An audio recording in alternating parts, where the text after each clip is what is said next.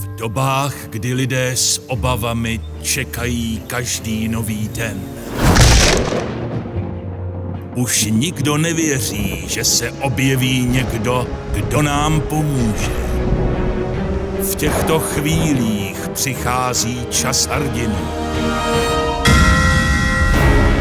Patronů naší země. Přichází čas síly boha Radegasta.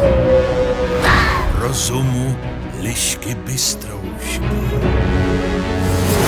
I temný rytíř Vítek povstal. Přichází čas těch, kteří dovedou kraj na správnou cestu. Z dolů výjdou permoníci. Připojí se i samotný děd praděd.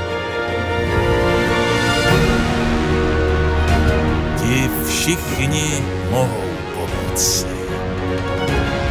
Ale ani oni nezmůžou nic bez odhodlaného člověka.